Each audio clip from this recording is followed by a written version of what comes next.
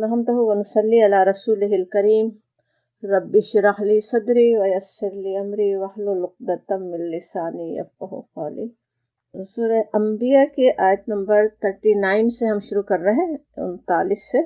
औज़ु बिल्लाहि मिनश शैतानिर रजीम, बिस्मिल्लाहिर रहमानिर रहीम।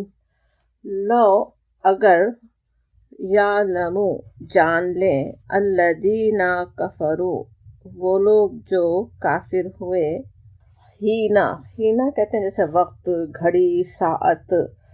हीना वो घड़ी, वो वक्त अगर याद कर लें, ला नहीं, यकुफूना रोक सकेंगे, वो रोक सकेंगे, वजूहिम, वजूह वजह का प्लूरल, चेहरे, वजूहिम अपने चेहरों को, वजूहिम अपने चेहरों से, अन्नारा आग को, वला और ना, ज़ुहूरिहिम, ज़ुहूर ज़हरा कहते हैं पीठ को, ज़ुहूर उसकी का प्लूरल, अपनी पीठों को, अपनी पीठों से दूर नहीं कर सकेंगे आग को, वला और ना, हम वो युनसरून मदद किए जाएंगे, ना वो मदद किए जाएंगे, यानी उसके मुकाबले में कोई मदद करने वाला नहीं होगा। पीछे आयत जो थी आयत नंबर 38 सूरह अंबिया हम पढ़ रहे हैं ना, मक्की सूरह। तो वहाँ पे जो कुफ़ार सवाल करते थे कि वयक़ूलूना मता हादल वादु इन कुंतुम सादिकीन, वो कहते हैं कि कब पूरा होगा वादा अगर हो तुम सच्चे।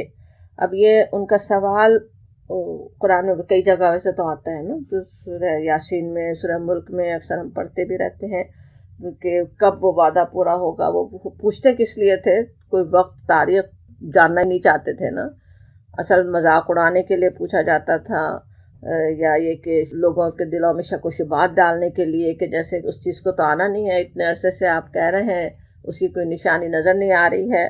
तो वो सवाल जिस गर्ज से होता था, जिस तरह मजाक उड़ाने के लिए होता था, जितनी समझे आखिरत की लापरवाही, आखिरत से लापरवाही के साथ वो सवाल होता था, उसी तरह अक्सर जवाब भी दिए गए कुरान में।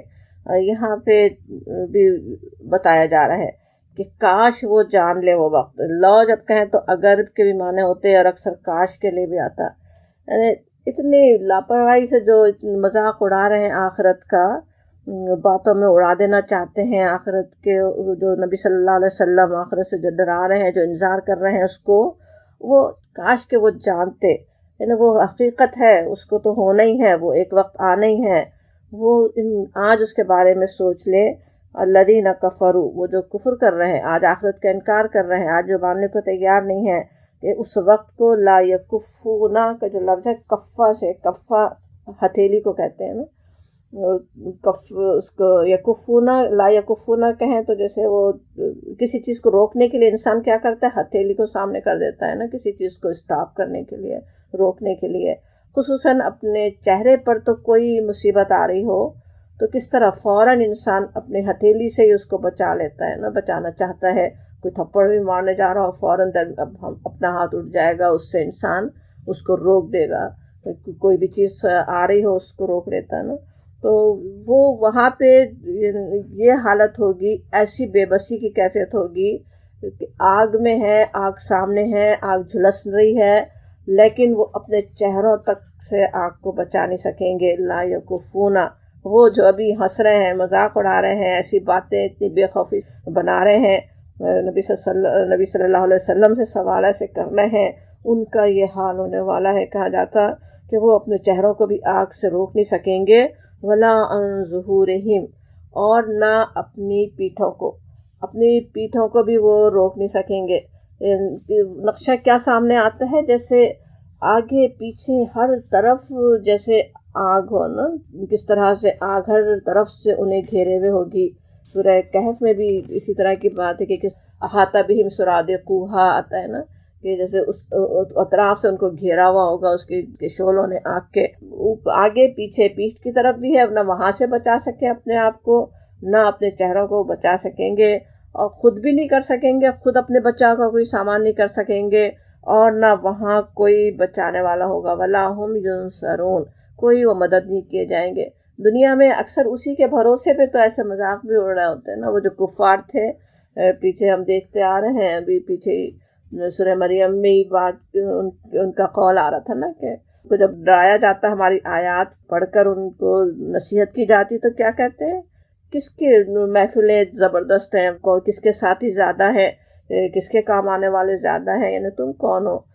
ہمارے تو ہماری اتنی پاور ہے، اتنے ساتھ دینے والے ہیں، ہمارے اتنے کام آنے والے ہیں، اس کے بھروسے پر آج سر بہکا ہوا ہے۔ کل وہاں کوئی مدد کرنے والا نہیں ہوگا، کل وہاں کوئی کام آنے والا نہیں ہوگا۔ اور پھر کہا جاتا بلکہ تأتیہم آئے گی ان پر، بغتتن، بغتتن کہے تو بالکل اچانک، ناگہاں، انسان سوچے بھی نہیں اس طرح اچانک سے آ جائے۔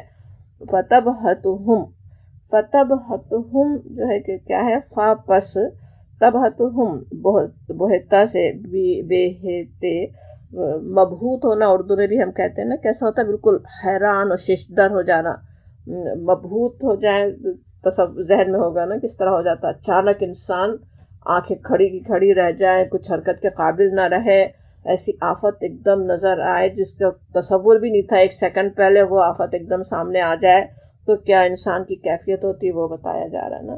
ہم یہ بات بتانا کہ کس طرح ہے نا، کہاں تو وہ سوال کر رہے کب آئے گی، جیسے انہیں آج تاریخ بتا دی جائے کہ قیامت اس دن آنے والی ہے تو وہ ابھی اس کی تیاری پھر کریں گے، پھر وہ اس کے لیے تیار ہوں گے۔ بات ایسی نہیں ہے، کوئی تمہیں موقع اس وقت ملنے والا نہیں ہے، جب قیامت آئے گی تو ایسی اچانک آ جائے گی۔ کئی جگہ نقشے کھینچے ہی گئے، سورہ یاسین کا بھی یاد ہی ہوگا، کس طرح کوئی انسان اپنے وصیت کرنے کے لیے اپنے گھروں تک کو پلٹ نہیں سکیں گے۔ حدیث میں آتا ہے کس طرح نوالا منہ میں نہیں جا سکے گا جو اٹھایا ہوا ہو۔ قرآن میں دوسری جگہ آتا ہے کہ ماں اپنے دودھ پیتے بچے سے غافل ہو جائے گی، وہ جب دودھ پلا رہی ہے اس وقت اسے ہوش نہیں ہوگا کہ وہ بچہ بھی ساتھ تھا۔ تو وہ تو ایسا دن ہوگا کہ انسان مبہوت رہ جائے۔ فلا یستطیعون، فلا پس نہیں، یستطیعون کوئی استطاعت نہیں رکھیں گے، کوئی طاقت نہیں ہوگی اس وقت، کوئی ان کے لیے ذرا سا بھی ممکن نہیں ہوگا کہ وہ ردہا، کہ وہ اس کو ہٹا سکیں، اس کو ردہ پھیر دینا، اس ہاں کا اشارہ اس آگ کی طرف یا اس قیامت کی طرف جس کو یہاں کہا گیا کہ وہ آنے والی اچانک وہ جو ساعت جب آ جائے گی تو اس کو پھر کچھ ہٹا نہیں سکو گے۔ وَلَا هُمْ يُنظَرُونَ، اور نہ ان کو مہلت دی جائے گی، نہ تو کوئی ذرا سا بھی یہ نہیں ہے کہ وقت آگے بڑھا دیا جائے، کچھ اس کو وہ ہٹا سکیں، کچھ اپنے آپ کو بچا سکیں، کچھ اس کے لیے تیاری کر سکیں، کوئی مہلت اس وقت تو نہیں ملنی ہے، وہ تو اس طرح اچانک آنے والی ہے۔ اب یہ کیسی آخرت کی یاد دلانے والی بھی ہے اور کتنے اسکیری آیات بھی ہوتی ہے نا، تو پڑھتے ہوئے دعائی کرتے رہنا چاہیے، اللہم اجرنا من النار، اللہم اجرنا من النار، کہ اللہ تعالیٰ اپنی رحمت سے ہمیں آگ کے عذاب سے بچائے، اپنی پناہ میں لے لے۔ انسان کیسے دھوکوں میں رہتا ہے، وَلَا هُمْ يُنصَرُونَ جو کہا گیا وہ کس طرح، وہ تو تھے ہی دھوکے میں، دوسرے بھی ایمان رکھنے والے تک بھی کیسے کیسے دھوکوں میں ہوتے ہیں۔ کوئی شفاعت کر دے گا، کسی سے بیعت کی بھی ہے، فلاں گروہ سے تعلق رکھتے ہیں، فلاں کے خاندان سے ہیں، فلاں کی نسل سے ہیں، وہ بس کام آ جائے گا، وہ کچھ نہیں کام آنے والا ہے جب تک اپنا عمل نہیں ہوگا، اپنی تیاری خود ہوگی تو وہاں کام آنے والی ہے۔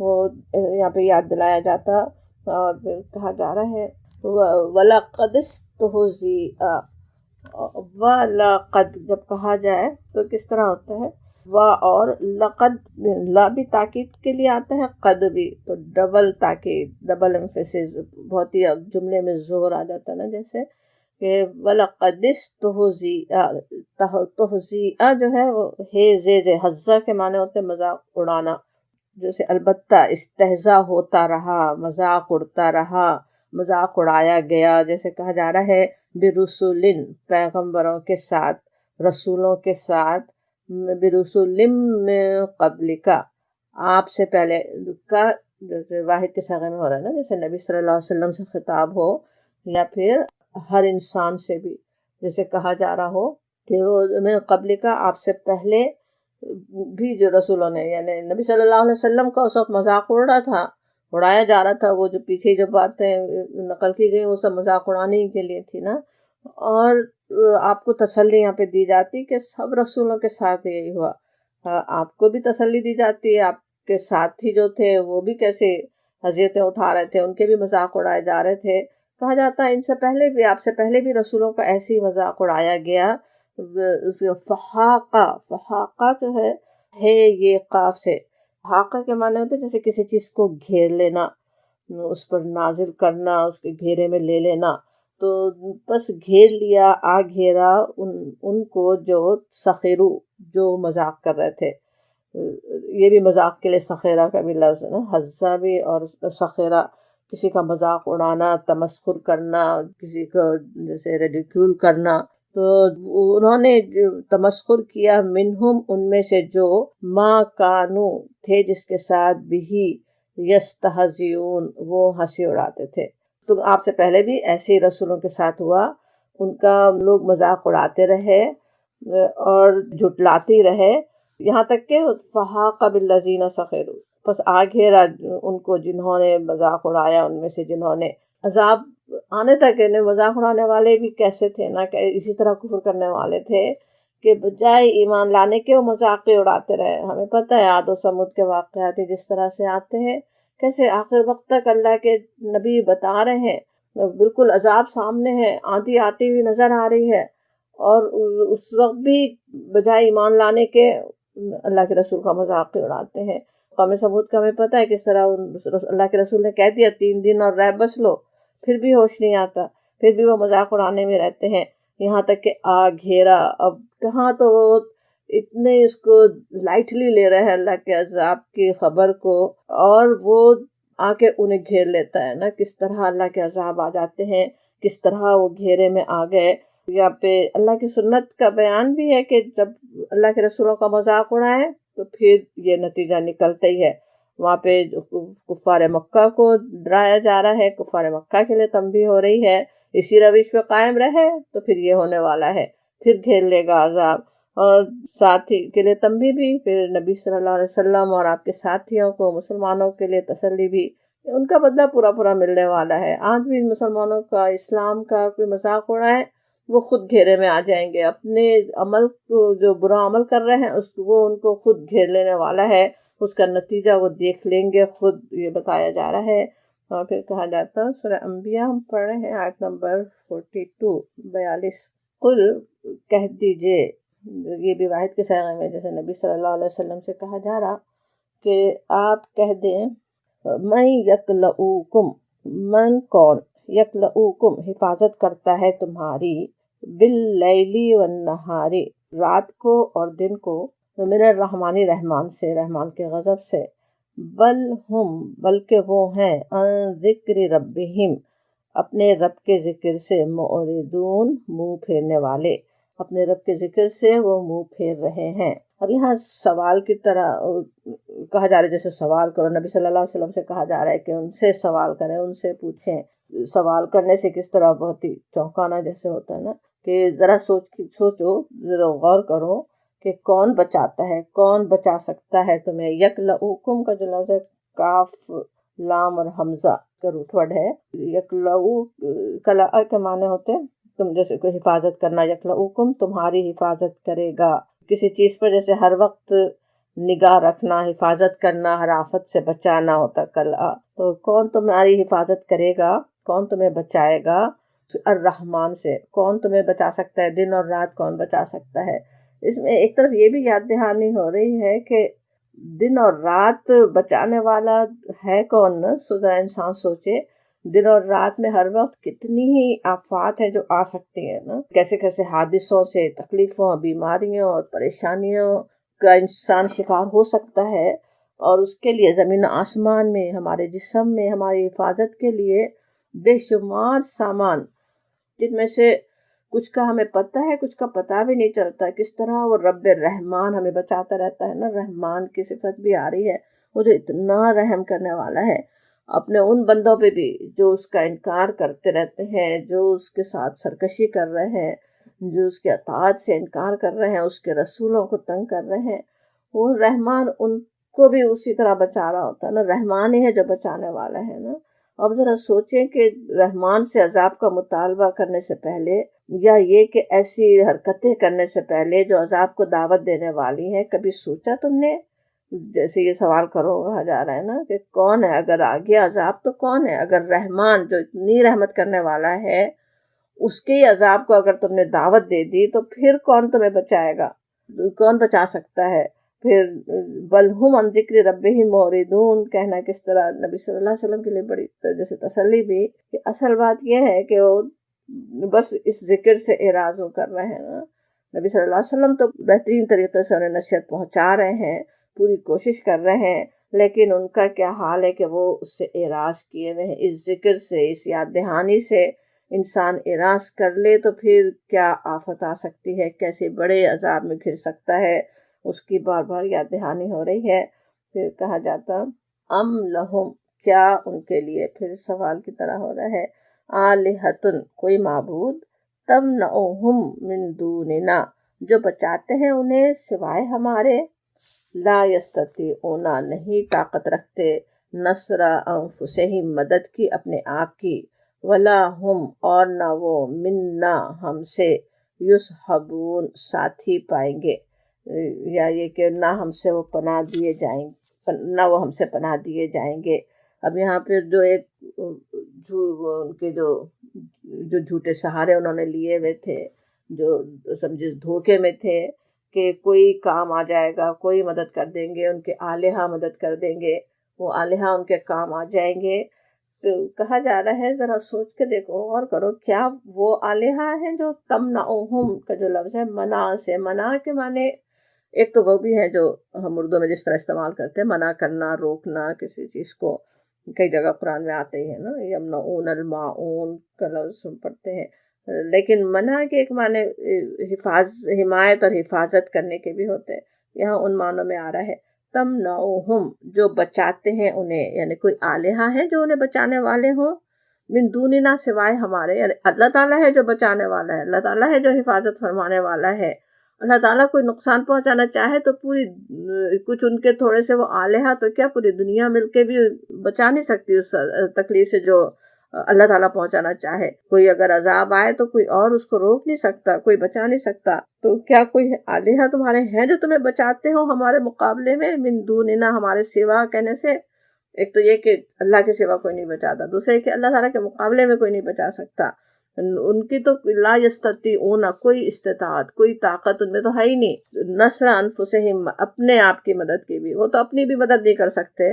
ایک مکھی ان سے، جیسے سورہ حج کے آخر میں آتے ہیں نا، مکھی کوئی ان سے ایک چیز لے جائے تو اس کو تک تو وہ واپس لے نہیں سکتے، مکھی ان کے اوپر بیٹھی ہو تو اڑا نہیں سکتے تھے ان کے آلہہ تو، لیکن اس کے علاوہ بھی کسی نے جو بھی آلہہ بنائے ہوئے ہوں، انسانوں تک کو بھی لوگ اللہ کے ساتھ شریک کر رہے ہوں، جانوروں تک کو بھی نعوذ باللہ شریک کر رہے ہوں، وہ اپنی بھی تو وہ مدد نہیں کر سکتے، اپنے تک بھی وہ کام نہیں آ سکتے، ابھی اللہ کا عذاب آئے تو وہ بھی اس میں بھی گرفتار ہو سکتے ہیں، اور تم ان سے مدد کی توقع رکھ رہے ہو، وَلَا هُم مِنَّا يُصْحَبُونَ، اور نہ وہ ہم سے ساتھی پائیں گے، یعنی جب اللہ کے ساتھ شرک کریں گے تو پھر اللہ تعالیٰ کے بھی وہ ساتھی نہیں ہوں گے، اللہ تعالیٰ کی بھی طرف سے انہیں کوئی مدد نہیں ملنے والی ہے، ہر طرف سے مایوس انہیں کیا جا رہا ہے۔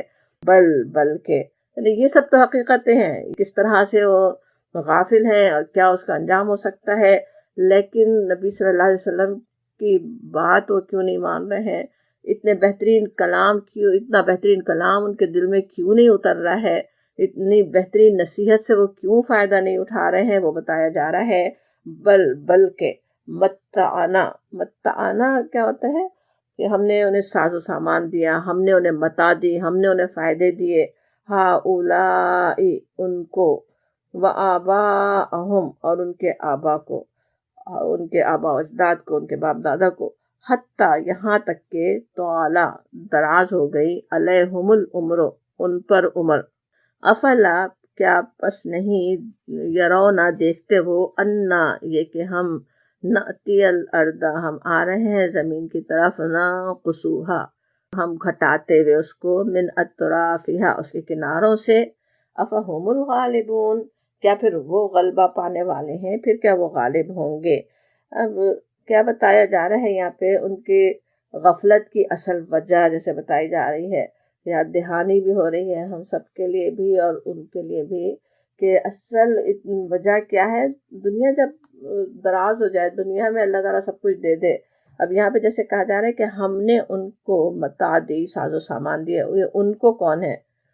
وہ جو سرداران مکہ ہیں، جو بڑے بڑے اس کے کتنے عیش میں تھے نا، اللہ تعالیٰ نے خوب انہیں نوازا ہوا تھا، خوب تجارتیں چمک رہی تھیں، خوب اللہ نے مال و اولاد سے نوازا ہوا تھا، بلکہ ان کے آباء و اجداد تک کو بھی، اور وہ سمجھ رہے ہیں کہ ہمارے تو اطمینان سے ایسی زندگی ہمیشہ سے گزرتی آ رہی ہے اور اسی طرح سے بس گزرتی رہے گی، اطمینان سے وہ اسی طرح سے یعنی اللہ تعالیٰ کی طرف سے متاع بس ملتی رہے گی، وہ یہ سمجھ رہے ہیں۔ ان کے حتیٰ تعالیٰ علیہم العمر، جس طرح کہا جاتا ہے تعالیٰ کا جو لفظ ہے تے و لام، طول کا لفظ جیسے اردو میں بھی جیسے استعمال ہوتا ہے کسی چیز کی لمبائی کے لیے کہتے ہیں نام طول، لیکن طول کا لفظ جو ہے تو جیسے طول کہیں تو خاص کر فضل و احسان کے معنوں میں استعمال ہوتا ہے۔ اللہ تعالیٰ کی صفت بھی قرآن میں آتی، ذی الطول، جیسے صاحب کرم، اول الطول بھی کہا گیا جیسے خوشحال طبقے کو، جس کے اللہ تعالیٰ نے خوب نوازا ہوا ہو۔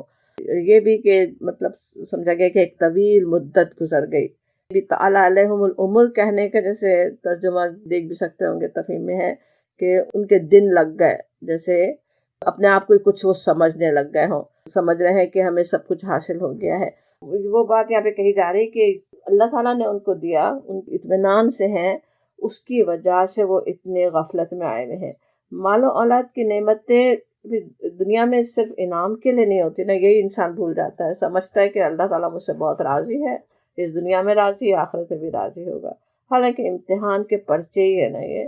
پچھلی آیات میں ہم نے جس طرح سمجھا بھی تھا کہ شکر کا امتحان اکثر صبر کے امتحان سے بھی زیادہ سخت ہوتا ہے نا، ناکامی کے امکانات بھی زیادہ ہوتے، سبھی مفلسی بھی امتحان ہے، اللہ تعالیٰ خوب نواز دے بھی تو امتحان ہی ہے، لیکن اس میں انسان زیادہ غافل ہو جاتا ہے نا۔ اسی لیے نبی صلی اللہ علیہ وسلم نے اپنی امت کے لیے مال کو فتنہ بتایا، وَفِتْنَةُ أُمَّتِ المال، میری امت کے لیے خاص آزمائش مال ہے۔ بخاری اور مسلم کی ایک حدیث ہے، عمرو بن عوف سے روایت ہے، رسول اللہ صلی اللہ علیہ وسلم نے فرمایا کہ میں تم پر فقر و ناداری آنے سے نہیں ڈرتا، لیکن مجھے تمہارے بارے میں یہ ڈر ضرور ہے کہ دنیا تم پر زیادہ وسیع ہو جائے گی، اور جیسے کہ تم سے پہلے لوگوں پر وسیع کی گئی تھی، پھر تم اس کو بہت چاہنے لگو گے جیسے کہ انہوں نے اس کو بہت زیادہ چاہا تھا، اور پھر وہ تم کو برباد کر دے جیسے کہ اس نے ان اگلوں کو برباد کیا۔ اب یہ حدیث دیکھیں تو کیسی پیشن گوئی لگتی ہے نا۔ آج امت کا حال دیکھیں، اللہ تعالیٰ نے خوب نواز دیا آئل دے کر، اور کس طرح آج کیا حال ہے حکمرانوں کا نا، کہ کیا کس طرح سے جیسے اسلام کو ہی بھول رہا ہے، اسلام سے دور ہو گئے ہیں۔ اتنا بڑا یہ فتنہ ہے، یہاں پہ یہ بات کہی ویسے کس لیے گئی ہے؟ انسان اس کو امتحان سمجھے، اللہ تعالیٰ نے اگر نوازا ہوا ہو تو وہ غفلت میں ڈالنے کا باعث نہ بن جائے انسان کو۔ دنیا ہے ہی کیسی چیز نا، دنیا کے جیسے دھندے بڑھتے چلے جاتے ہیں، جتنی دنیا ملتی ہے دنیا کے دھندے بڑھتے جاتے ہیں، اسی میں انسان غافل ہوتا ہی چلا جاتا ہے، اپنے اللہ کو ہی بھول جاتا ہے۔ وہاں یہاں تو ان سرداران کی بات ہو رہی ہے، لیکن ہم سب کو بھی سمجھنے کی ضرورت ہے کہ اس کو ایک بڑا امتحان انسان سمجھے، اس امتحان میں پورا اترنے کی کوشش کرے، اس امتحان میں کامیاب ہونے کی کوشش کرے، اللہ تعالیٰ کے دیے ہوئے مال کو جس طرح خرچ کرنا چاہیے اس طرح سے خرچ کرنے والے ہوں۔ اور پھر وہ بھی ہے کہ دنیا میں جو چھائے ہوئے رہتے ہیں نا، معاشی طور پہ جو پوری دنیا کو ہولڈ کر رہے ہوتے ہیں، انہیں بھی سمجھنے کی بھی ضرورت ہے کہ اصل وہ کیسے سب سے بڑے شریر ہیں، ان کے پیچھے انسان نہ چلے۔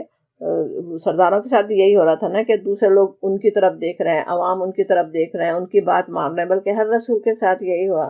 سب سے بڑی مخالفت کیا ہوتی تھی؟ جو بڑے بڑے سرداران ہوتے تھے وہ کرتے تھے، اور عوام کیا ہوتا تھا؟ بجائے اللہ کے رسول کی بات ماننے کے ان سرداران کے پیچھے جا رہے ہوتے تھے۔ تو وہ بھی بتایا جاتا ہے کہ وہ اصل برائی کی جڑ جیسے نا، ان سے بچنے کی ضرورت ہے۔ اور پھر کہا جا رہا ہے افلا، بس کیا نہیں دیکھتے وہ، یا رعا ہوتا نا دیکھنا، اور یرونا کہیں تو وہ دیکھتے، کیا وہ نہیں دیکھتے، انا یہ کہ ہم نأتی الارض، ہم آ رہے ہیں، ننقصھا زمین کو گھٹاتے ہوئے، نون دیکھیں بار بار جیسے آ رہا ہے نا، انا نأتی ننقصھا، بہت ایمفیسس ہو جاتا ہے نا، اللہ تعالیٰ جیسے بتا رہے ہم یہ کر رہے ہیں، ہم کی بات ہو رہی ہے، من اطرافها اس کے کناروں سے، اس کے کناروں کو گھٹاتے ہوئے، زمین کے کناروں کو گھٹاتے ہوئے۔ اب اس بات کا کیا مطلب ہے نا کہ ہم چلے آ رہے ہیں اس کو گھٹاتے ہوئے۔ سورہ انبیاء میں بھی اللہ کی وجہ سے بہت سی نشانیوں پر غور کرنے کی دعوت ہے نا، غور کرنے کی دعوت دینے والی صورت ہے۔ جیسے ایسی آیات بھی اس میں ہیں جو بہت ہی گہرے معنی رکھتی ہیں۔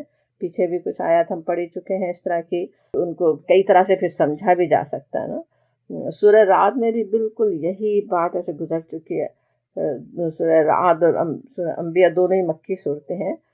وہاں پہ کس طرح نشانیاں دکھائی جا رہی تھی نا، لوگوں کو غور کرنے کی دعوت ہو رہی تھی کہ اس پہ غور کریں۔ اس آیت کی وجہ سے ان صورتوں کو اس وقت کی صورت بھی سمجھا گیا، اس دور میں نازل ہونے والی صورتیں سمجھا گیا جب اسلام کی دعوت مکے سے باہر بھی پھیل رہی تھی نا۔ اگرچہ مکے میں ابھی مخالفت بڑھتی ہی چلی جا رہی تھی، تو اس آیت کو ابتدائی مفسرین نے جس طرح سمجھا وہ یہ کہ اہل مکہ تو کچھ نسلوں سے بڑے اطمینان کی زندگی گزار رہے ہیں، اسلام کی دعوت کو خاطر میں نہیں لا رہے ہیں، یہ سمجھ رہے ہیں کہ وہ اس دعوت کو بس ناکام بنا دیں گے۔ کیا انہیں یہ نظر نہیں آتا کہ ان کا دائرہ تنگ ہو رہا ہے؟ مکے کے اطراف کے جو قبائل تھے، مکے کے باہر کی جو بستیاں تھیں، خاص طور پہ مدینے میں اسلام کی دعوت جڑ پکڑ رہی تھی نا، اور اسلام مکے کے اطراف سے مکہ کو جیسے اپنے گھیرے میں لے رہا ہے، گھیرتا چلا جا رہا ہو نا۔ انا ناتی الارض، ہم آ رہے ہیں ارض کی طرف، ارض مکہ بھی سمجھا گیا۔ نہ قصوها من اطرافها، ہم زمین کو مختلف سمتوں سے گھٹاتے چلے آ رہے ہیں۔ وہ کہنا کیسا ہے؟ جیسے اللہ تعالیٰ اسلام کی دعوت دینے والوں کے ساتھ ہے، یا جیسے کہ خود اسلام کو پھیلا رہا ہے۔ اللہ تعالیٰ ہی سوچے آ رہا ہو انہیں پکڑنے کے لیے، جو مخالفین ہیں ان کو باہر سے آ رہا ہو۔ بالکل ویسے ہی ہوا ہی نا، مدینے سے ہی کس طرح آ کے ان کو گھیرے میں لے لیا گیا۔ تو کہا جا رہا ہے اس کی طرف اشارہ ہو رہا ہے کہ اللہ تعالیٰ ہے جو خود ساتھ ہے ان کے نا۔ کیا شان ہے اللہ تعالیٰ کی اور اللہ کے دین کا کام کرنے والوں کے، ان کے اللہ تعالیٰ ان کے ساتھ ہی جیسے ہے کہا جا رہا ہے۔ اور پھر افہم الغالبون، کیا پھر وہ غالب ہونے والے ہیں؟ ایک طرف اللہ تعالیٰ کی اتنی بڑی طاقت ہو، اللہ تعالیٰ ان کو گھیرے میں لے رہا ہو، ان کے لیے زمین کو گھٹاتا چلا جا رہا ہو، ان کا دائرہ تنگ ہوتا جا رہا ہو، اور اس کے بعد کیا وہ غالب آ سکتے ہیں؟ وہ غلبہ پا لیں گے جیسے کہ وہ خوش فہمی میں مبتلا ہیں؟ ایک تو یہ مفہوم ہوا جو ہم نے ابھی سمجھا، اس خاص وقت کے لیے، اس مکے کے حالات کے لحاظ سے اس وقت سمجھا گیا نا۔ لیکن ہر آیت ظاہر ہے ہر زمانے کے لیے ہے، ہر زمانے کے انسانوں سے پھر یہ آیت کیا کہہ رہی ہے کہ زمین میں ہر طرف اللہ تعالیٰ کی طاقت، اس کے غلبہ اقتدار کے آثار نظر آتے ہیں نا۔ آج ہی سوچیں اس وبا کے پھیلنے میں ہی دیکھیں کیسی بڑی نشانی ہے نا۔ ایک خوردبینی وجود، اس نے کیسے پوری دنیا کے حالات کو چشم زدن میں جیسے بدل دیا نا۔ اسی طرح یہ تو ایک چیز ہے جو ابھی ہو رہی ہے، لیکن اسی طرح کہیں زلزلے، وائلڈ فائر، کہیں سیلاب، بلکہ آج گلوبل وارمنگ کا سوچیں تو یہ آیت تو جیسے لٹرلی اس کی پیشن گوئی کر رہی ہے نا۔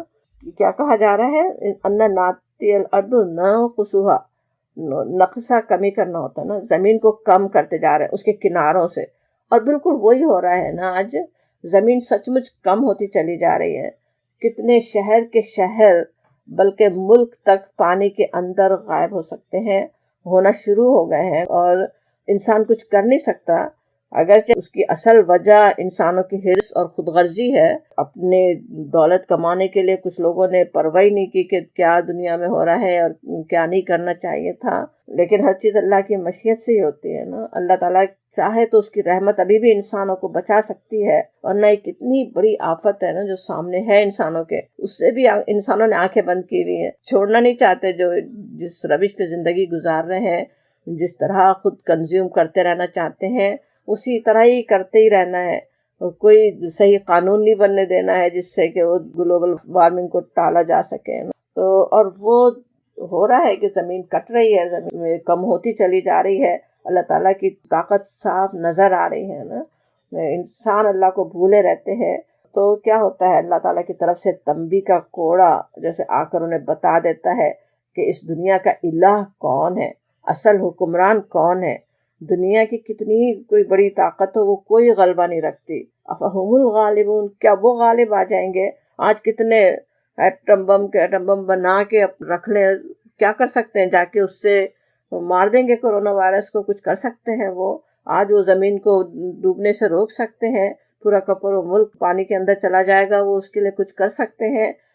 کچھ وہ غلبہ نہیں رکھتے۔ وہ بتایا جا رہا ہے وہ ہے الہ، اس کو سمجھنے کی ضرورت ہے، اس سے ڈرنے کی ضرورت ہے، یہ کہا جا رہا ہے۔ اور پھر کہا جاتا ہے آیت 44 ہم پڑھ رہے تھے، آیت 45 میں 45 میں قل کہہ دیجئے، پھر نبی صلی اللہ علیہ وسلم سے خطاب، آپ سے کہا جاتا آپ کہہ دیجئے انما کہیں تو سوائے اس کے نہیں، انذرکم میں تم کو ڈراتا ہوں، میں تمہیں انذار کرتا ہوں، بالوحی وحی سے، وحی کے ساتھ یا وحی کے مطابق، ولا اور نہیں یسمع الصم الدعاء، یسمع سنتے، الصم کیا بہرے، الدعاء پکار کو، وہ پکار کو نہیں سنتے، اذا ما ينذرون جب انہیں ڈرایا جائے، جب انہیں انذار کیا جائے وہ نہیں ڈرتے۔ اب یہاں پہ کہا جا رہا ہے کہ آپ انما کہہ دے یہ بات کہ انذرکم میں تمہیں ڈراتا ہوں، انذار کرتا ہوں۔ انذار کرنا ویسے کیا ہوتا ہے؟ خبردار کرنا، متنبع کرنا، پہلے سے بتانا کسی چیز کا، وہ اصل انذار ہوتا ہے نا۔ نبی صلی اللہ علیہ وسلم کو بشیرا و نذیرا ہی کہا گیا، ہر رسول کا یہ کام بھی ہوتا ہے نا، بشارت بھی دیں، انذار بھی کریں۔ کیا آفت سامنے کھڑی ہے، ان کے اعمال کی وجہ سے کیا آفت آنے والی ہے، اس کو ذرا ہوش کریں، اس کے بارے میں سوچیں، وہ یہ انذار کر رہا ہوتا ہے نا۔ انذار ایک تو وہی عذاب سے، دنیا میں کیا نتیجہ اس کا نکل سکتا ہے، پھر آخرت کے عذاب سے، اللہ کے غضب سے، ان سب سے وہ انذار اللہ کے رسول کرتے ہیں۔ اور یہاں بتایا جا رہا ہے کہ آپ کہہ دیں میں وہ کرنے والا ہوں، انذرکم میں تمہیں خبردار کر رہا ہوں، میں ڈرا رہا ہوں۔ اور کس سے؟ بالوحی سے، وحی کے ساتھ، وحی کے مطابق۔ اب یہ بات کیوں کہی جا رہی کہ میں وحی کے ذریعے تم سے انذار کرتا ہوں؟ لوگوں کا کیا حال تھا، آپ ان کو عذاب کی تنبیہ کریں تو کہیں کہ عذاب لا کے دکھاؤ، آخرت کی تنبیہ کریں تو جواب دیں کہ ذرا مردوں کو نکال کے لاؤ، کہاں ہے آخرت، کہاں ہے اس کے آثار، کوئی اس کی نشانی دکھاؤ، یا پھر کئی معجزوں کے مطالبے ہو رہے ہوں، اس طرح کی نشانیاں مانگ رہے ہوں۔ اور وہ ساری چیزیں جو وہ مانگ رہے تھے وہ خود ان کی اپنی تباہی کی تھی نا۔ اگر وہ ایسی کھلی نشانی سامنے آتی تو اس کے بعد تو تباہ ہو جاتے، پھر تو بچتے نہیں۔ اور میں تو تمہیں وحی سے ڈرا رہا ہوں، اس وحی جو اتنی بڑی اللہ کی رحمت ہے، وہ جو جس سے بات سمجھ میں آ سکتی ہے، میں اس کے ذریعے انذار کر رہا ہوں۔ میرا یہ کام نہیں ہے، عذاب لانا میرا کام نہیں ہے، معجزے لانا میرا کام نہیں ہے، نشانیاں لے کر آنا میرا کام نہیں ہے۔ مجھے تو اللہ تعالیٰ نے وحی دی ہے، وحی پہنچانا میرا کام ہے، اس وحی کے ذریعے میں تمہیں انذار کر رہا ہوں۔ اور پھر نبی صلی اللہ علیہ وسلم کو بڑی تسلی اس میں دی جاتی، بلکہ ہر ایک شخص جو اللہ کے دین کی طرف بلانا چاہے، لوگوں کی اصلاح کرنا چاہے، لوگوں کو جگانا چاہے، سوتے ہوئے لوگوں کو جگانے کی کوشش کرے، ان سب کو مایوسی سے بچانے کے لیے یہاں پہ ہے کہ کہا جاتا ہے کہ اور نہیں سنتے صم الدعاء، بہرے پکار کو وہ نہیں سنتے، یعنی اس میں تو کوئی کمی نہیں ہے، آپ کی دعوت میں کوئی کمی نہیں ہے، آپ کی دعوت میں کوئی خرابی نہیں ہے، وحی میں کوئی کمی نہیں ہے، وہ تو بالکل صحیح لوگوں کے دلوں میں اتر جانے والی چیز ہے۔ لیکن اصل بات کیا ہے کہ جو بہرے ہوں، بالکل جو عقل اور دل کے بہرے ہوں، جس طرح ایک کانوں سے بہرے شخص کو کسی خطرے سے آگاہ کرنا چاہے تو کیا ہوگا؟ کوئی کتنی کوشش کر لے، سوچے ایک بالکل کوئی بہرا ہو، سمجھے کہ کسی کو پتہ نہیں ہے کہ وہ بہرا ہے، وہ بڑی تفصیل سے سمجھائے کہ ابھی یہ ہونے والا ہے، ابھی چھت گرنے والی ہے، تم یہاں سے فوراً نکلو، تم یہاں سے جاؤ، کوئی آگے جا رہا ہے اس کو کوئی بتا رہا ہے کہ آگے گڑھا ہے مت چلو، وہ کتنی ساری چیزیں بتا دے کہ وہ کیا تمہیں نقصان پہنچ سکتا ہے، اسے تو کچھ نہیں پتا، وہ تو بہرا ہے، اس کو بالکل سنائی نہیں دے رہا اسے تو نا۔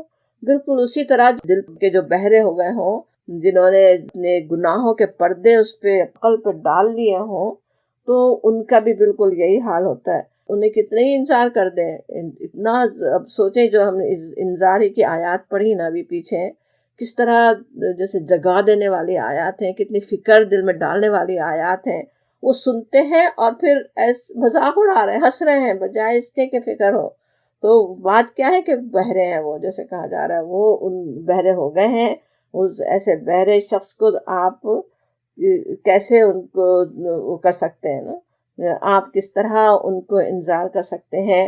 اور جیسے کہا جا رہا ہے یہ بھی بات ہے کہ جب قرآن سن رہے ہوں، کلام وحی جب ہم پڑھ رہے ہوں، سن رہے ہوں، اس وقت ہمیں بھی اپنے دل کا جائزہ لینے کی ضرورت ہے نا. اس دل میں زندگی ہے یا نہیں، ہمارا کیا ہو رہا ہے. اس طرح ایسے تو نہیں پڑھ جا رہے ہیں، ایسے تو نہیں سن رہے ہیں جیسے کوئی ایک بہرا سنتا ہے جس کا کوئی اثر نہیں ہوتا، دل میں کوئی حرکت ہی نہیں پیدا ہوتی. انذار کی آیات پڑھ رہے ہو، دل میں کوئی خوف نہیں پیدا ہوتا. بشارت کی آیات پڑھ رہے ہو، کوئی شوق پیدا نہیں ہوتا ان بشارتوں کو حاصل کرنے کے لیے، عمل کرنے کا. تو کیا ہے، وہ بالکل بہرے ہی ہو گئے نا. تو ویسے بہروں میں انشاءاللہ ہم شامل نہ ہوں. اور یہ بھی بات ہے کہ مایوس بھی نہیں ہو. دوسروں کی نصیحت جس کر رہے ہو ایسے کسی شخص کو، تو اس سے مایوس بھی نہ ہو جائے، اپنے کام سے مایوس نہ ہو جائے انسان.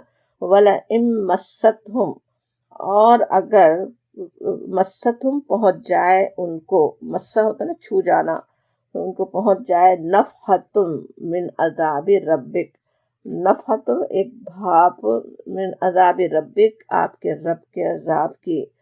لَيَقُولُنَّ، لَيَقُولُنَّ اس میں بھی ڈبل تاکید ایمفسس ہے، لا بھی تاکید کا، پھر جو قولُنَّ کا جو ہے صیغہ تشدید شدہ کے ساتھ، کہ ضرور ضرور وہ کہیں گے. اس وقت تو بالکل لازماً وہ یہ کیا کہنے والے ہیں، یا ویلنا، ہماری کم بختی، اپنے آپ کو کوس رہے ہوں گے.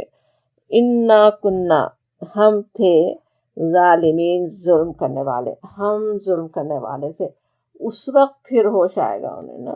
اب یہاں پہ جو کہا جا رہا ہے کہ بلا ان مستہم نفحۃ من عذاب ربکم، نفحہ کیا ہوتا ہے، نون فے ہے، جیسے ہوا کا جھونکا، سرد جھونکے کو بھی کہا جاتا، ہوا کی لپٹ یا بھاپ. جیسے سمجھے کسی آگ کے الاؤ کی طرف بڑھنا ہو تو پہلے ہی جو اس کا گرم ہوا کا جھونکا ایک دم سے لگے گا نا. کسی وائلڈ فائر کے قریب ہی جائیں تو کیسے دور سے ہی اس کی محسوس ہوگی اس کی گرمی. تو وہ ہے نفع، کہ ابھی عذاب نہیں آیا، ابھی عذاب آنے سے بھی پہلے اگر ذرا سا ایک جھونکا بھی لگ جائے، ایک ذرا سی ٹھوکر بھی لگ جائے، ایک ذرا سی تنبیہ بھی آ جائے، تو پھر کیا ہوگا، اصل عذاب آنے سے پہلے ایک ادنا سا جھونکا بھی چھو گیا تو فوراً اپنی ساری غلطیوں کا اعتراف کر لیں گے نا. اکثر انسان جب پکڑ میں آ جائے تب انہیں سمجھ میں آتا ہے نا. قرآن کی تمثیلوں میں بھی یہی بات بتائی گئی کئی طرح سے. جیسے سورہ قلم میں باغ والوں کا جو واقعہ آتا ہے کہ باغ تباہ ہونے کے بعد پھر انہیں ہوش آتا ہے نا. پھر کہتے ہیں قالوا یا ویلنا انا کننا طاغین، کہ پھر وہ کہنے لگے کہ او یا ویلنا، بربادی ہماری، کہ ہم ہی تھے سرکش، ہم سرکش ہو گئے تھے، مسکینوں کو حصہ مار کھانا چاہتے تھے، دینا نہیں چاہتے تھے. اس سے سمجھ میں آیا. اس جانے سے پہلے تو کیا سمجھ رہے تھے، ہمارا باغ ہے، ہم نے محنت کی ہے، یہ مسکین مفت میں کیوں آ کے کھا لے رہے ہیں ہمارے پاس سے. جب باغ ختم ہو گیا تب اپنی غلطی پتہ چلی، تب انہیں سمجھ میں آیا. بالکل اسی طرح سورہ کہف میں بھی جس باغ والے کا واقعہ آتا ہے، وہ بھی کیسے غرور سے باتیں کر رہا تھا اپنے ساتھی سے، انتہائی غرور میں. اور پھر جب وہ باغ پر آفت آ گئی، جب وہ سارا کا سارا گر گیا، تب اس کو ہوش آتا ہے، کہتا ہے یقول یا لیتنی لم اشرک بربی احدا، اے کاش میں نے نہ شرک کیا ہوتا اپنے رب کے ساتھ کسی کو. اس وقت سمجھ میں آتا ہے، ورنہ تو اس سے پہلے تو سوچ بھی نہیں سکتا تھا کہ میں کوئی شرک بھی کر رہا ہوں. میں تو بس اپنے آپ کو سمجھ رہا ہوں، بلکہ آخرت پہ ایمان بھی ہے، پتہ بھی آخرت آئی تو مجھے وہاں بھی مل جائے گا، کہہ رہا ہے رب پہ بھی ایمان ہے، لیکن اپنے زور بازو سے جو کچھ حاصل کیا اس پہ مغرور ہو رہا تھا نا. اور وہ غلطی نظر آتی ہے جب وہ باغ پہ تباہی آ جاتی ہے نا. بالکل اسی طرح ہی اکثر ہوتا بھی ہے نا. انسان سمجھتا ہے کہ میں جو کچھ کر رہا ہوں بالکل صحیح ہے، میرا حق بنتا ہے، غلطی ہمیشہ دوسرے کی نظر آتی ہے نا. بلکہ اپنے غلط رویے کا الزام بھی سارے کا سارا دوسروں پر ڈالنا انسان کے لیے کتنا آسان ہوتا ہے. اس کی وجہ سے اس نے یہ کیا تھا اس لیے مجھے یہ کرنا پڑا. وہ ساری غلطی تو جیسے بس دوسرے کی ہے، میری تو کوئی غلطی نہیں ہے. اور اگر کسی وجہ سے کوئی آفت ہی آ جائے یا موت ہی سامنے نظر آنے لگے، قریب محسوس ہو، تو تب سارے معاملات ایک دم سمجھنے آنے لگتے ہیں کہ میں کہاں غلطی کر رہا تھا، مجھ سے کیا غلطی ہو رہی تھی، مجھے کیا کرنا چاہیے تھا جو میں نے نہیں کیا، یا مجھے جو کچھ کرنے کی ضرورت تھی وہ میں کر نہیں رہا تھا. تو وہ ساری باتیں پھر اس وقت سمجھ میں آتی ہیں نا. تو ان آیات کو پڑھتے وقت ہمیں یہی سوچنے کی ضرورت ہے نا کہ قرآن کیا ہمیں نصیحت یہاں پہ کر کیا رہا ہے نا. ہم بھی کہیں اس طرح کے تو نہیں ہیں. نصیحت لینے والے ہوں، پہلے سے نصیحت لینے والے ہوں نا، اس وقت کا انتظار نہیں کریں کہ اللہ کی تعالیٰ کی طرف سے پکڑ آ جائے، پہلے سے سوچنے اور سمجھنے والے ہوں. اور اصل چیز تو وہ ہے کہ جس طرح پیچھے آیت میں تھا نا کہ وحی کے ذریعے میں انذار کر رہا ہوں، اس وحی کے ذریعے سے ہدایت لے انسان، اس وحی کے ذریعے سے اپنے اصلاح کرتا رہے. اپنے آپ کو خود انذار کرنے کی ضرورت ہے، اپنی نفس کو انذار کرنے کی ضرورت ہوتی ہے نا. اس نفس کے پیچھے، نفس میں بیٹھے ہوئے شیطان کی اگر بات سنتے رہیں تو انسان کیسے بالکل آنکھوں پہ پردے پڑ سکتے، بالکل بہرا بن سکتا ہے جس میں نصیحت کام ہی نہیں کرے. اپنی نفس کو خود سنانے کی ضرورت ہے، خود انذار کرنے کی ضرورت ہے، اس وحی کو سنانے کی ضرورت ہے، اس وحی سے نصیحت لینے کی ضرورت ہے، اس کلام سے نصیحت لینے کی ضرورت سمجھ میں آتی ہے. اور پھر کہا جا رہا ہے قیامت کی حالات چلتے جا رہے ہیں، اس کے لیے دعا کرتے رہنا چاہیے ہمیں ساتھ ساتھ. وَنَضَعُ الْمَوَازِينَ، اور وضع ہوتا نا کسی چیز کو رکھ دینا، قائم کرنا. تو ہم رکھیں گے الموازین ترازویں، القسطی انصاف کی، لیوم القیامتی قیامت کے دن، فلا پس نہیں، تظلمو نہ ظلم کیا جائے گا، نفسن کسی نفس پر، شیئا کچھ بھی، اس کسی پہ کچھ ظلم نہیں ہونے والا ہے. وَإِن اور اگر کانا ہو مثقالا برابر ایک دانے، مثقالا حبتن ایک دانے کے برابر، ایک دانے کے مثل، میں خردلن رائی کے، اتینا بہا ہم لا حاضر کریں گے اس کو، وکفا بنا حاسبین اور ہم کافی ہیں حساب لینے کے لیے. اب یہاں پہ کہا جا رہا ہے کہ ہم رکھ دیں گے موازین قیامت کے دن، ٹھیک ٹھیک تولنے والے. موازین میزان کی جمع، میزان ترازو، اسکیل، وزن کرنے یا ناپنے کا آلہ. اب یہ جو موازین رکھے جائیں گے وہ کیسے ہوں گے، وہ کیسی ترازو ہیں، اس کے بارے میں آج اندازہ لگانا تو ظاہر ناممکن ہے نا. یہاں اس کے بارے میں ایک بات تو یہ بتائی گئی کہ میزان القسط ہے، ٹھیک ٹھیک تولنے والی، انصاف کرنے والی ہے نا، بالکل صحیح تولنے والی ہے وہ. اور یہ کہ کسی کا عمل رائی کے دانے کے برابر ہوگا تو بھی سامنے آ جائے گا. میزان کے بارے میں ویسے تو کئی احادیث بھی ہیں، لیکن بخاری اور مسلم میں نہیں آئی، اکثر صحیحین میں نہیں ہے، دوسرے مجموعوں میں ہے. بخاری میں جو آتی میزان کے بارے میں وہ مشہور حدیث ہے جو کلمتانی خفیفتانی علی اللسان، دو کلمے جو زبان پر بہت ہلکے ہیں، ثقیلتانی فی المیزان میزان پر دونوں بہت بھاری، حبیبتانی الی الرحمن رحمان کو بہت محبوب ہے. وہ کیا ہے؟ سبحان اللہ و بحمدہ سبحان اللہ العظیم. تو اس سے پتہ چلتا ہے کہ زبان سے نکلے ہوئے کلمے کا بھی وزن ہوگا وہاں پہ. اور یہاں پہ کہا گیا کہ رائی کے دانے کے برابر کیا ہوا عمل بھی سامنے آ جائے گا. سورہ لقمان میں جیسے ہے نا کہ یا بنیا، جب وہ حضرت لقمان اپنے بیٹے کو نصیحت کرتے ہیں، انہا ان تکو مثقال حبۃ من خردل، اگر ہو ایک رائی کا دانہ بھی، فتکن فی صخرۃ او فی السماوات او فی الارض، آسمانوں میں، زمین میں، اتنی بڑی کائنات میں ایک دانہ کہیں ہو، یاتی بھی اللہ لے آئے گا اللہ تعالیٰ. ان اللہ لطیف خبیر، کیسا وہ لطیف خبیر اندازہ ہوتا ہے نا، کتنا باریک بھی، کتنا خبر رکھنے والا. تو وہ ایک رائی کے دانے کے برابر بھی عمل سامنے آ جانے والا ہے، وہ سمجھ میں آتا ہے. اب حقیقت ویسے یہ ہے کہ آج وہاں کے میزان تو ویسے تو وہ میزان کہا جاتا کیونکہ انسان آج سمجھے اس کو، ورنہ وہ کیا چیز ہوگی آج پورا اندازہ کر نہیں سکتے آیات متشابہات ہی میں سے.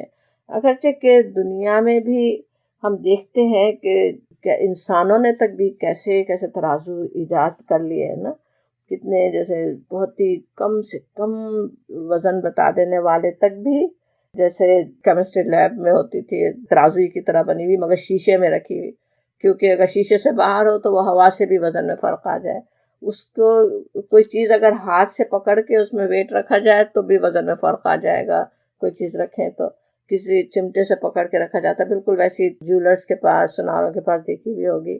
تو ایسے اتنے سینسیٹیو ترازو اللہ تعالیٰ نے دنیا میں بھی انسانوں کو سکھا دیا بنانا. نہ صرف وہ بلکہ اور بھی کیسے کیسے اسکیل ہے نا آج انسان کے جسم کے بلڈ پریشر کا بھی معلوم کر لیں, شوگر کتنا پتہ کر لیں, کیا حرارت کو ناپنے والے آلات بھی, بلکہ احساسات تک کو بھی ناپنے والے, جھوٹ کا تک بھی ٹیسٹ ہو رہا ہوتا ہے نا. اس طرح سے اللہ تعالیٰ نے انسانوں کو جو سکھا دیے ہو ناپنا تولنا اس طرح سے, تو پھر اللہ تعالیٰ کے پاس تو وہ کیسی وہ ہوگی ترازو. ایک بات جیسے کہ سورہ الاعراف کی آیت 8 میں کہا گیا والوزن یومئذ الحق, وزن اس روز عین حق ہوگا. اس کا مطلب یہ کہ میزان عدل میں یہاں موازین القسط کہا گیا نا, تو اس میں حق کے سوا کوئی چیز وزنی نہیں ہوگی اور وزن کے سوا کوئی چیز حق نہیں ہوگی. حق جو ہے وہی وزن ہے بس وہاں پہ, اور فیصلہ جو کچھ بھی ہوگا وزن کے لحاظ سے ہونا ہے. اس وقت وہ موازین جو فیصلہ کریں گے, اس موازین میں جو ہم اعمال کا جو جس طرح تولے جائیں گے اس پہ ہی تو پھر وہ اعمال نامے ہاتھ میں دیے جانے ہیں, اس پہ ہی ڈیپینڈ کر رہا ہے انسان سارا. کیسی اہم وہ موازین ہے سمجھ میں آتا ہے نا. اور پھر دنیا میں سوچے حق کے بغیر, ایمان کے بغیر, یا صرف سمجھے کہ اللہ کے خاطر کسی نے نہیں کیا, کتنے ہی چاہے شاندار کارنامے انجام دے دیے ہوں, وہ وہاں بالکل بے وزن ہوں گے, دیکھنے میں بڑے ہی نظر آتے ہوں لیکن وہ سب ضائع ہونے والے ہیں. جیسے سورہ کہف کے آخر میں کہا گیا نا فَحَبِطَتْ أَعْمَالُهُمْ فَلَا نُقِيمُ لَهُمْ يَوْمَ الْقِيَامَةِ وَزْنًا, بس ان کے سارے اعمال ضائع ہو گئے. قیامت کے روز ہم انہیں کوئی وزن نہیں دیں گے, کوئی وزن اس دن ہونے والا نہیں ہے. شاہ عبد القادر ایک بر صغیر کے عالم ہیں جن کا ترجمہ پاکستان میں بہت عام ہے, قرآن کا ترجمے اکثر ان کے ہوتے ہیں. تو وہ لکھتے ہیں کہ ہر شخص کے عمل وزن کے موافق لکھے جاتے ہیں.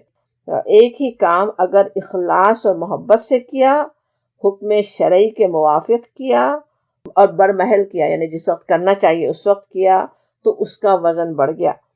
اگر دکھاوے کے لیے یا ریس کے لیے کیا یا موافق حکم شرعی نہیں کیا, یعنی شریعت کے حکم کے مطابق نہیں کیا, یا ٹھکانے پر نہیں کیا, یعنی وہی وقت پہ نہیں کیا جیسا جس وقت کرنا چاہیے, تو وہ وزن گھٹ گیا. عمل دیکھنے میں ایک ہے, کسی نے چیریٹی ایک ہی مقدار میں 2 افراد نے دی ہے, ایک نے سمجھے کہ ملین اس کے پاس تھے اور اس نے وہ 100 کا چیک لکھا ہے, کسی کے کمائی ہی کوئی 1000 بھی نہیں تھی اور اس میں سے اس نے 100 کا چیک دیا. ظاہر ہے دونوں کا کتنا بالکل مختلف وزن ہو جائے گا نا. پھر کس نے کس طرح کیا, پھر یہ بھی کہ کس نے صرف دکھانے کے لیے کیا, کس نے بوجھ سر سے اتارا, کس نے اپنے رب کی رضا کے شوق میں کیا, اس کے لحاظ سے وہاں وزن ہو جانا ہے نا. رائی کے دانے کی بات بھی یہاں پہ جو آ رہی ہے وہ بس انسان کو چھوٹی سے چھوٹی چیز کا احساس دلانے کے لیے تمثیلی ہے نا. ورنہ اللہ تعالیٰ جو اتنے ٹائنی وائرس پیدا کرنے والا, اس سے کام لینے والا رب تو کیا کچھ نہیں جانتا نا. ایک مسکراہٹ محبت کی ہے یا طنز کی ہے, ایک تعریف کا جملہ پسندیدگی سے کوئی کہہ رہا ہے یا حسد کی بنا پر, اس سے کچھ چھپاوا نہیں ہوتا, وہ تو سب کچھ جانتا ہے نا. کسی کی زبان سے نکلے ہوئے ایک لفظ نے کسی کو کیا تکلیف پہنچائی یا کسی کی ہدایت کا باعث بن گئی, سب کچھ نوٹ ہو رہا ہے, سب کچھ سامنے آنے والا ہے. تو سمجھ میں آتا ہے کہ ان موازین کی جیسے حیت, ان کی شکل, ان کی لمبائی چوڑائی پر بات کرنے کے بجائے آج اپنے اعمال کے دوران اسے یاد رکھنے کی ضرورت ہے ان موازین کو نا. آج نفس کا تقاضا تو سوچیں کیا ہوتا ہے نا, ہر انسان کے ساتھ ہی نفس ہے, اگر کوئی ہمارے ساتھ برائی کر رہا ہے تو میں بھی اس کو مزہ چکھا دوں. لیکن اگر موازین یاد رہیں تو دیکھنے کی چیز اصل کیا ہے کہ میری کوشش جو ہے وہ صرف اپنے نفس کی تسلی کے لیے ہے, بلکہ کبھی تو شیطان کی ترغیب سے بھی ہو سکتی, اور یا یہ غرض صرف معاملات کی اصلاح کے لیے کی ہے, دوسرے کی بھی اصلاح کرنے کے لیے آواز اٹھانا, سمجھانا, بولنا وہ غلط بات نہیں ہے نا. لیکن تو بات یہ ہے کہ وہ کس نیت سے ہو رہا ہے نا. پھر یہ بھی یاد رہے کہ اللہ تعالیٰ کے پاس اس کا عمل بھی اور میرا عمل بھی. تو اکثر تو انسانوں کے معاملات میں بہت ڈرنے کی ضرورت ہوتی ہے نا, کہ ایک نے ہمارے ساتھ برائی کی, ایک سے ہمیں تکلیف پہنچی, اور وہ تو ہمارے پاس بہت ساری جمع رہتی ہے نا, کس نے کیا کیا تکلیف پہنچائی, وہ تو ہمیں پتہ نہیں ہوتا کہ اسے ہماری کون سی بات سے کیا تکلیف پہنچی تھی, وہ تو انسان بھول بھال جاتا ہے نا. اور لیکن اللہ تعالیٰ تو بھولنے والا نہیں ہے نا. وہ جو سینسٹیو اسکیل وہاں پہ رکھا جانے والا ہے، اس میں تو وہ ایک ذرہ برابر بھی کسی کو ہرٹ کیا تھا وہ بھی سامنے آنے والا ہے. وہ سوچنے کی ضرورت ہے، اپنی فکر زیادہ کرنے کی ضرورت ہے نا. شیطان تو کیا ہوتا ہے، نفس میں بیٹھا ہوا ہمیں بار بار کسی کی ایک بات کسی کی جو ہمیں بری لگی تھی وہ 20 دفعہ یاد دلاتا رہتا ہے نا، کہ وہی یاد کرتا رہے انسان. اللہ سے غافل ہو تو دہراتا بھی رہے، زبان سے بھی بتاتا بھی رہے لوگوں کو، غیبت کر کر کے اپنے اور گناہ پہ گناہ جمع کرتا چلا جائے، اور خود کیا کچھ کر لیا، اس کے جواب بھی کبھی دے دیا تھا یا کسی اور طریقے سے کچھ اور کر لیا، بات ہی بند کر کے ٹارچر کر دیا، جو تعلقات توڑ کے کچھ غلط کام کر لیا، جو بھی کیا وہ سب اللہ تعالیٰ جانتا ہے. وہ تو یاد ہی نہیں کہ خود کیا کیا تھا نا. تو اللہ تعالیٰ اس سے پناہ میں رکھے. وہ وہاں تو وہ موازین ہیں، لیکن آج ہم اپنے پاس اپنے نظروں کے سامنے ایک موازین رکھیں نا، اپنے آپ کو خود تولتے رہیں، خود اپنا جائزہ لیتے رہیں، کون سی چیز کہاں جا رہی، کس پلڑے میں جا رہی ہے، یہ چیز، یہ میرے زبان سے نکلنے والا لفظ، میرا یہ عمل، میری یہ بات میرے اس وزن کو وہاں پہ بھاری کرنے والی ہے یا گھٹانے والی ہے، میرا پلڑا نیچے چلا جائے گا یا اس سے اوپر جائے گا. خود انسان سوچتا رہے نا، پھونک پھونک کر قدم اٹھانے کی ضرورت ہے نا. پل صراط کا وہاں کی دعائیں کرتے ہیں، دنیا میں اسی طرح محتاط چلنے کی ضرورت ہے جیسے پل صراط پر چل رہا ہوں. اور وہ موازین کا اللہ تعالیٰ نے ہمیں بتا دیا، اس کو ہم یاد رکھیں اور اس طرح سے فکر رکھنے والے ہوں نا. پھر کہا جاتا ہے وَكَفَى بِنَا حَاسِبِينَ، اور ہم اس کا حساب لینے کے لیے کافی ہیں. اللہ رب العالمین، اللہ رب السماوات والارض، اس کی قدرت، اس کے علم کا انسان سوچیں اندازہ نہ کر سکیں. وہ کیسے لاپرواہ بھی ہو سکتے ہیں نا، کہ اتنے بے حساب انسانوں کے اتنے بے حساب اعمال کا ایک چھوٹے سے عمل کی کیا بات ہے، انسان جسے پرواہ نہیں کرے نا. مسلمان ہوتے ہوئے بھی اللہ تعالیٰ کی ہستی کو مانتے اور جانتے ہوئے بھی اپنے اعمال کی طرف سے کیسی غفلت اور لاپرواہی ہو ہی سکتی ہے. کبھی صرف اپنی بات میں زور پیدا کرنے کے لیے مبالغہ کر دیا، اپنے آپ کو حق پر ثابت کرنے کے لیے ذرا سی حقیقت کو چھپا دیا، لوگوں کے نظروں میں اپنا اسٹیٹس بنانے کے لیے کسی کو پٹ ڈاؤن کر دیا، اور کبھی سوچا بھی نہیں کہ کتنے بڑے بڑے گناہ ہو گئے نا. تو اس میں لیکن اللہ تعالیٰ تو ذرہ برابر بھی ناانصافی کرنے والا ہی نہیں ہے نا، اور وہ سارا حساب سب کا ہی لینے والا ہے. آج انسانوں کے لیے جس رب کریم نے سوچے سارے ڈیٹا رکھنا اتنا آسان کر دیا ہے، کروڑوں انسانوں میں سے ایک کی کہی ہوئی بات گوگل ہمیں منٹوں سیکنڈوں کے اندر نکال کے دکھا سکتا ہے. تو اللہ تعالیٰ کے لیے کیا مشکل ہے ہر ایک کے اعمال کو نکال کے اس کے سامنے اسے لا کے دکھا دینا. وہ تو سریع الحساب ہے نا، حساب لینے میں بہت تیز ہے، بہت جلد سب کا حساب لے گا، جلدی جلدی حساب ہو جائے گا. اور حساب لینے کے لیے وہی کافی بھی ہے. وہی کافی ہے کہنے میں یہ یاد دہانی بھی ہوتی، وہ کسی اور سے معلومات لینے کا محتاج نہیں ہے اللہ تعالیٰ، کہ شفاعت کرنے والے نعوذ باللہ اللہ کو بتائیں کہ یہ بندہ سزا کا مستحق نہیں ہے، اس کو اس سزا نہیں ملنی چاہیے. اللہ تعالیٰ خود کافی ہے اپنے بندوں کا حساب لینے کے لیے، اسے کسی کی ضرورت نہیں ہے، یہ بتایا جاتا ہے. تو اللہ تعالیٰ اپنی رحمت سے ہمیں جیسی آج تنبیہ والی آیات تھی، انذار والی آیات تھی، اس طرح اپنے آپ کو ہم انذار کرنے والے ہوں، اور انشاءاللہ اس کی وجہ سے ہمارے دلوں میں اللہ تعالیٰ اپنی رحمت سے تقویٰ کو بڑھا دے. وآخر دعوانا الحمدللہ رب العالمین.